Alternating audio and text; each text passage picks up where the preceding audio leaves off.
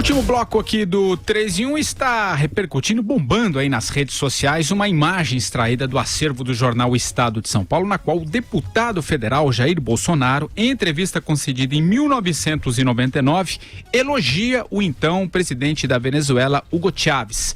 Ao ser questionado sobre o líder venezuelano, Bolsonaro diz que Hugo Chávez é uma esperança para a América Latina. O pré-candidato à presidência do Brasil completou dizendo que gostaria muito que essa filosofia chegasse ao Brasil. Bolsonaro destacou ainda que, assim como ele, Hugo Chávez não é anticomunista. E em 2013, Bolsonaro subiu à tribuna da Câmara e classificou o líder venezuelano como um ditador ao lado do boliviano Evo Morales e do cubano Fidel Castro. O que isso diz sobre o atual discurso do Bolsonaro, Vera? Olha, ou isso faz parte do que ele vai enfrentar nessa corrida? O que os apoiadores do Bolsonaro estão dizendo desde que a revista Veja lembrou essa entrevista do jornal Estado de São Paulo, e agora todo mundo também está resgatando a íntegra da entrevista. As pessoas dizem, todo mundo tem o direito de mudar de opinião. Ele não conhecia o Chávez ainda não tinha se mostrado em toda a sua inteireza. Verdade.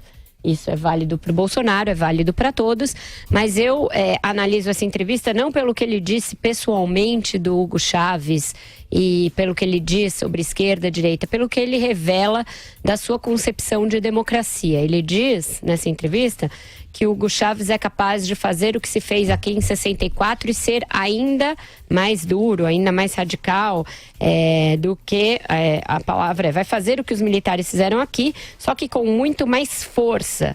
Só espero que a oposição não descambe para a guerrilha como fez aqui. Realmente, o Chávez fez exatamente o que fez aqui. Transformou o país paulatinamente numa ditadura. Realmente com muito mais força. Hoje em dia, a Venezuela é um país que não tem liberdade para nada. As pessoas não têm nem o que comer. Esmagou a oposição de maneira bastante radical. A diferença é o sinal. O sinal é trocado. Lá é uma ditadura de esquerda, aqui era uma ditadura de direita, ambos são ditaduras. Eu acho que isso revela a falta de apreço que o Bolsonaro tem pela democracia. E isso não mudou. Eu acho que esse apreço que ele tinha pelo regime de 64 permanece o mesmo. O que mudou é que ele não tem mais apreço pelo Chávez, que se revelou um ditador de esquerda.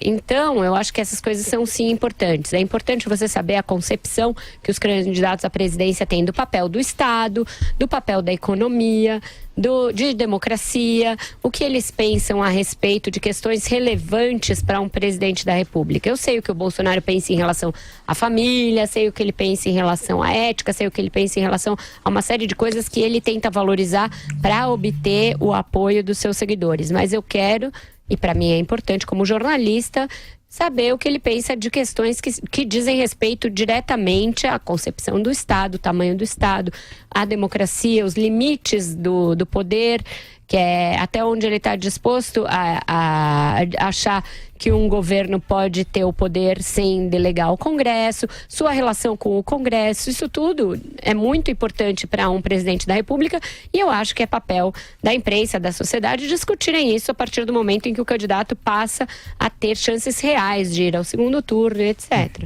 Madu, você? Olha, eu não sou bolsonarista, muito pelo contrário, mas é evidente que a entrevista foi em 1999. Em 1999 eu também pensava bastante diferente do modo geral. Agora, como a Vera já disse, existem algumas questões, por exemplo, a visão que o Bolsonaro tem da democracia há muito tempo é bem diferente da minha.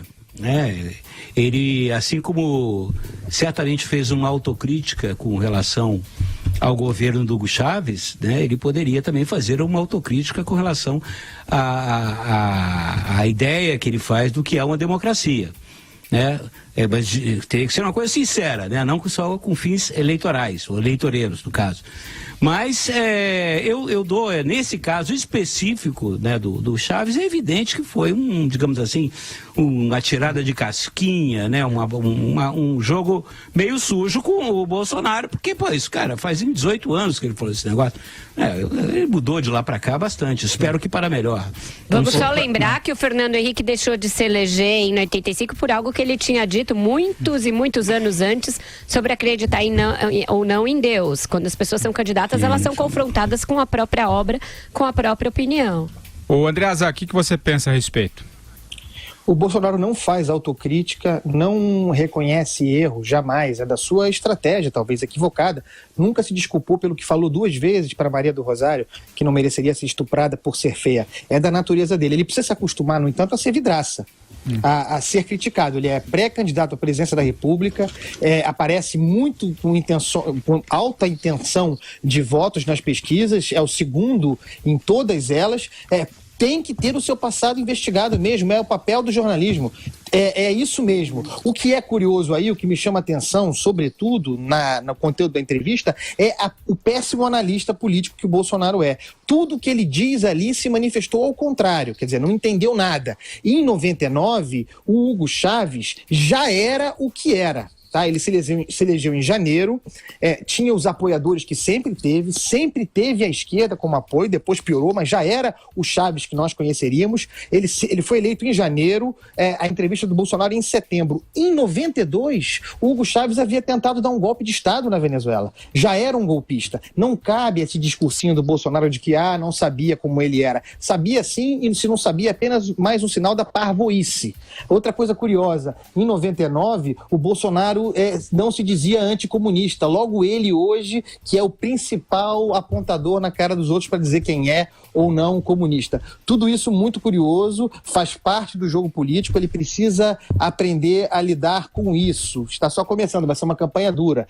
Aliás, os seus apoiadores, os seus militantes violentos nas redes sociais, são os primeiros a dizer quem é isso, quem não é aquilo, e a tentar tirar do jogo os adversários. Tá experimentando dos próprios métodos. É isso. É feio, mas é assim que será.